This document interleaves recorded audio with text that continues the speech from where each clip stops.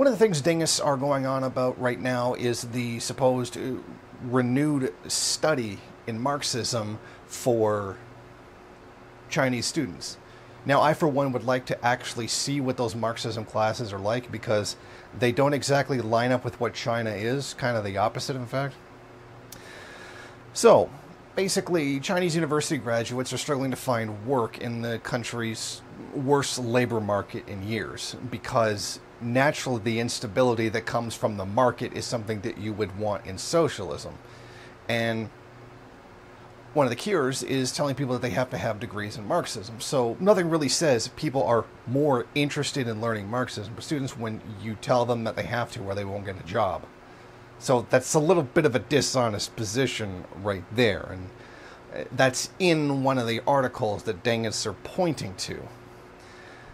Now, you see, previously, despite that Marxism is supposedly the leading ideology of the country, it's been relatively an obscure major for many students. Because majoring in Marxism, doesn't actually get you a job unless they turn around and tell you that you have to have that in addition to a marketable skill. So just majoring in Marxism itself in China isn't, actually worth anything.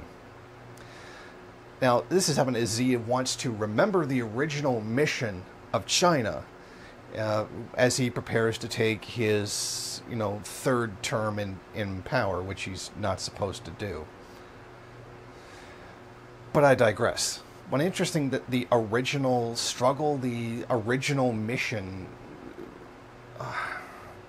it's so nonsensical to sit here and watch a global capitalist empire building on something that's supposedly socialism.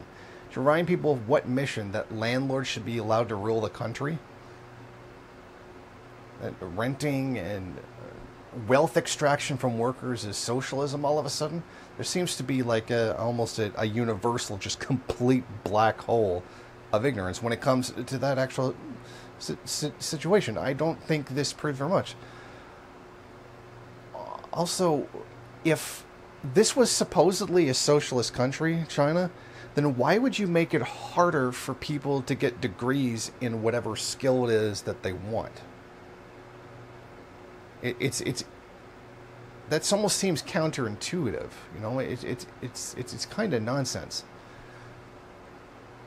So you've got Xi's state capitalist government. That's one interpretation. You could reasonably argue that it is state capitalist. It says, okay, yeah, we want you to go out and get degrees in Marxism, but don't use that for analyzing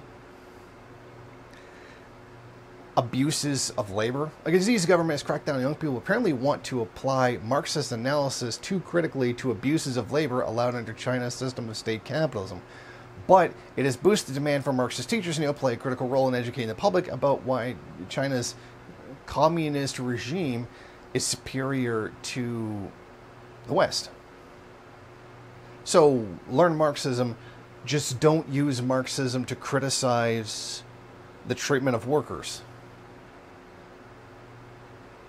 I don't think you know exactly what Marxism is. I mean, if you even literally, at this point, can see that and think that's Marxism, literally telling people not to use Marxist analysis for labor and the relationship of the laborer to the capitalist, I'm sorry, there's no hope for you. It should also be mentioned that this comes at a time when youth unemployment is historically high in China at about 18.4%, limiting the number of opportunities available for other majors. So what exactly China is trying to accomplish here, or more specifically what Xi Jinping is trying to do here, is, it kind of doesn't make sense. Because they're limiting people from being able to get jobs at a time when there's a historically high youth unemployment. Okay, that doesn't really make any sense, but okay. And before I end this video, I want to clarify one thing. Xi Jinping has literally rewrote the law in order to keep himself in power well beyond the one term he's allowed to have. Going into his third now? He's literally writing laws to keep himself in office. Now, of course, that would be democracy.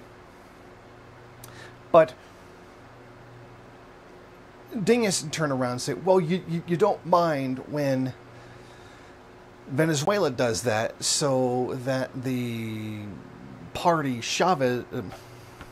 Maduro belongs to can stay in power. You see, the problem with that comparison is that they're two completely different material situations. Venezuela has non-socialist parties in there, particularly ones that are wholly owned subsidiaries of the United States government. And that if you want to keep a socialist, at least esque party in power in Venezuela, then you would want to be able to foster that. Because nothing says socialism like allowing imperialists to literally control party opposition, political parties inside your country. I think that just from our perspective, they should have gotten rid of any Western-backed parties anyway, so that you wouldn't even need the policy to begin with. Whereas with China, it doesn't have any Western-backed political opposition in the country that is capable of forming a party and running against the Communist Party of China. It only is the Communist Party of China. So what foreign reactionaries would you be trying to keep out? It literally is just the party. It doesn't make any sense. This is very obviously and very clearly just a political coup by Xi Jinping to remain in power, to continue to enrich himself and the rest of his family. Because I know a lot of dingus don't like to admit it, but the guy's a goddamn landlord, and he is fostering capitalism inside of China. And they've got all kinds of mental gymnastics to come up with all kinds of nonsense in order to justify that position, and often outright lies. But I just wanted to clarify that one last point before I end the video. There is a difference between supporting being able to keep a party in power longer in Venezuela and China, because it's two different material conditions. Material conditions, those things that dingus refuse to acknowledge in order to justify their Chinese capitalism. Thank you for watching. If you like this program, then please head over to my Patreon page and set up a monthly donation. It's your donations that keep this program running. Also, if you would like, please rate, comment, subscribe, and share in various social media.